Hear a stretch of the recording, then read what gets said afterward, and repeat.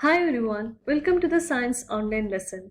Today we'll continue the lesson Polymers, page 74 to 75. Lesson objective: to discuss about the types of polymers. There are basically two types of polymers, synthetic polymers and natural polymers. The examples of synthetic polymers are polythene, PVC and polystyrene. And examples of natural polymers are cotton, silk and wool. We will discuss about the types of polymers in detail now. Open page 75 in your textbook. Natural polymers. As we already discussed, polythene, PVC and polystyrene are examples of synthetic polymers. PVC refers to polyvinyl chloride. Hope you remember that we had discussed in the previous lesson, previous class. People and machines make synthetic polymers using chemical reactions in factories or science labs. Actually, the synthetic polymers are made by the people itself. Okay, that means they are man-made. They are made in factories or in science labs. We also use natural polymers. Fibers like cotton, silk and wool are polymers. Okay, the natural polymers are not man-made. They occur naturally in the nature. For example, cotton, silk and wool. Their molecules contain thousands of atoms joined together in long chains.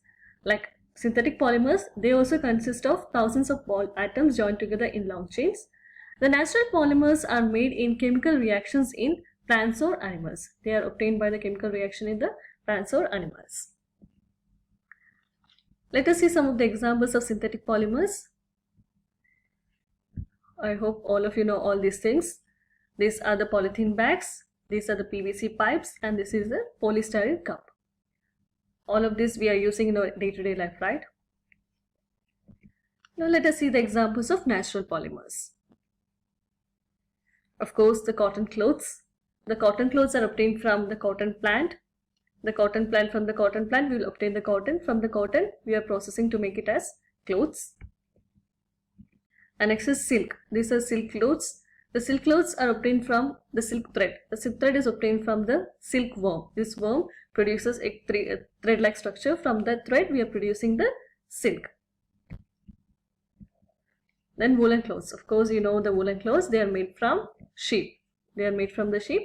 And all these are examples of natural polymers. Because why these are called natural polymers? Because they are obtained from the chemical reaction in the plants or animals, right?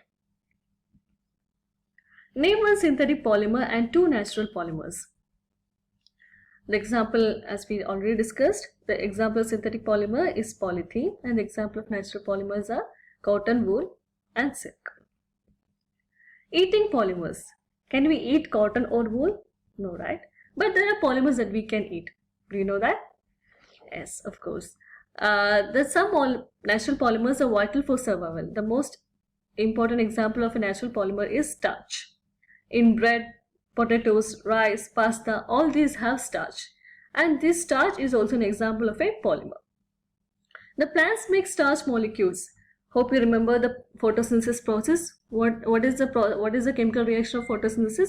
Carbon dioxide plus water gives glucose plus oxygen, right? That glucose combines to form starch molecules. Okay. The plants make starch molecules by joining together thousands of glucose molecules. See, we can see here, this is a starch molecule and each unit is a glucose unit. The starch molecule is obtained by the joining together of thousands of glucose molecules. For example, this is a necklace. This is a pearl necklace and this is made up of beads, right? You can think like this. This is an example so that you can understand better. See that each bead represents the glucose unit. Okay. By combining all these units together, we are obtaining a starch molecule. Hope this is clear. The proteins are also the natural polymers. Hope you have heard about proteins. Proteins are also the natural polymers. The plants and animals make proteins by joining together thousands of amino acid molecules. Like starch is made by combining glucose molecules, the proteins are obtained by joining together thousands of amino acid molecules. Amino acids and proteins contain carbon, hydrogen, oxygen and nitrogen atoms. See, this is the structure of the protein molecule. It consists of different amino acids. Before we had seen in the starch that all are almost the same structure, but in the protein molecule we can see that each structure is different because each amino acid structure is different. Each the amino acid is made from carbon, hydrogen, oxygen and nitrogen, but the structure is very complicated. If you study now also, you will not be able to understand that. You will study about this in the higher grades. Now this is enough. Like, you have to understand that the protein molecule is a combination of amino acids. Okay, same thing, like you can consider the whole necklace as a protein molecule, and each protein molecule is made up of beads like amino acids. Okay, now when you eat bread, what happens? Your body breaks. You know about the digestion process, right? Your body breaks down its long starch molecules. You end up with small and useful glucose molecules. After eating beans contains proteins. Your body breaks down its long protein molecules to make amino acid molecules. See this one. Think this is a necklace, right? And think it's got broken, and the thread got broken, and what will happen?